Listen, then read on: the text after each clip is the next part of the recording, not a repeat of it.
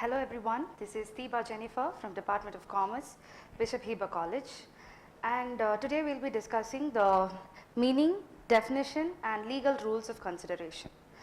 So what is consideration and why it is important in a contract? Consideration ensures mutual exchange. Each party to a contract must receive something of value. I put it in simple terms. Consideration is something in return for something given. For example, A and B enter into a contract. A makes a contract to B to sell his car for rupees 4 lakhs. For A, 4 lakh is his consideration, and for B, car is his consideration. So, consideration is something in return for something given. Next, we will move on to the definition. According to section 2 subsection D of the Indian Contract Act 1872, when at the desire of the promisor, the promisee or any other person has done or abstained from doing or does or abstains from doing or promises to do or to abstain from doing something, such an act or abstinence is something in return for something given. Okay? So, just note down the important points. Desire of the promisor, the promisee or any other person, abstained, abstains and to abstain. I will just explain it in the further slides. So, next moving on to the legal rules of consideration. Okay. First legal rule is consideration must move at the desire of the promisor. So, there is a condition given in this rule. Consideration must move at the desire of the promisor. If any action is done at the desire of the third party or is done without the consent of the promisor, it is not a consideration. So, without the desire of the promisor, any consent is given through the third party, it is not considered as a consideration.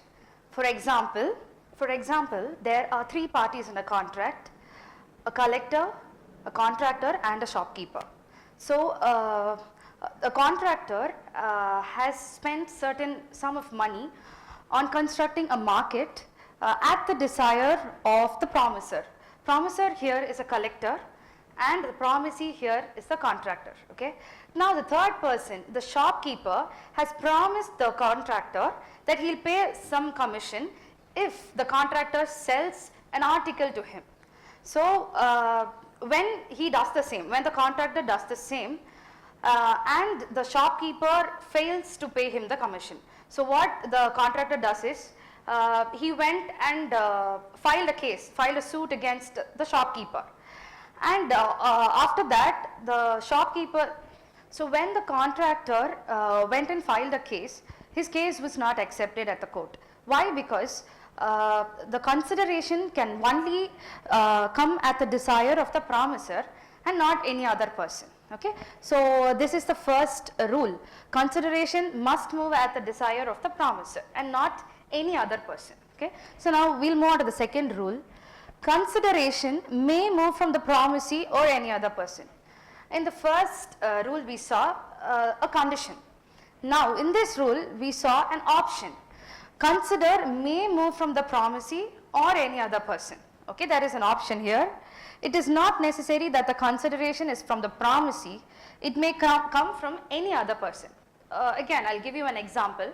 There are three parties, but there is a contract only between two parties, an old lady and her daughter. Okay? So, an old lady entered into for example, there are again three parties in a contract: an old lady, her daughter and her uncle. Okay? So, an old lady has given her entire property to the girl under one condition, that the daughter has to pay a certain sum of money to her uncle annually. Okay?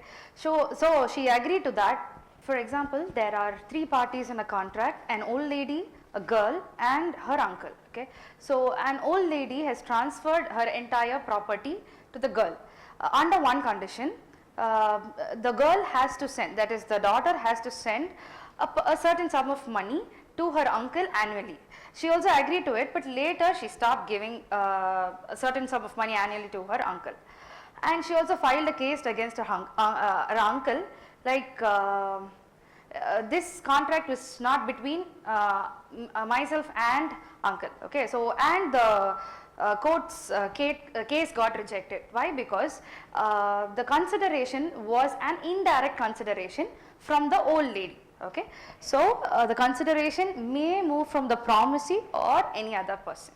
Okay, next we will move on to the third rule. Consideration may be past, present and future. First one is past consideration.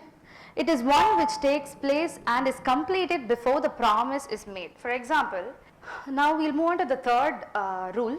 Consideration may be past, present and future. So first one is past consideration. It is one which takes place and is completed before the promise is made. For example, A's bike has stopped due to lack of petrol, and B gave A like a few liters of petrol, and A has promised B to pay rupees 500 later. So that you call it as past consideration. Present consideration is a promise that is given simultaneously. That is, A makes a contract to B to sell his car, and B immediately pays, simultaneously pays 4 lakh and gets his car. So that you call it as present consideration. And the last one is future consideration. So it is a promise to do something in return in future for the promise then made. Okay, so examples for future consideration are harvesting wheat, rice, paddy, spices or etc. Okay, so this comes under future consideration. Now next one, consideration must be real and certain. Okay, so a contract where the consideration is unreal or uncertain, it is considered to be a void contract. Void contract means a contract which does not happen at all. Okay, so that you call it as void contract. For example, A pays rupees 1 lakh. A gives rupees 1 lakh to B as a loan. Okay, so in return what actually B has to do is he has to repay the amount that A has given to him. Okay, so instead if B says, okay, I will pray for your good health, then that is not a real consideration. Okay, so that is considered as a void contract. And last rule is consideration must be lawful. If a contract is illegal, it is considered to be a void contract. If a person gives money to beat another person, the contract itself is illegal. Okay, it is unlawful. So any unlawful contract or illegal contract made is a void contract. Okay, so these are the legal rules of consideration. Hope you all understood. Thank you.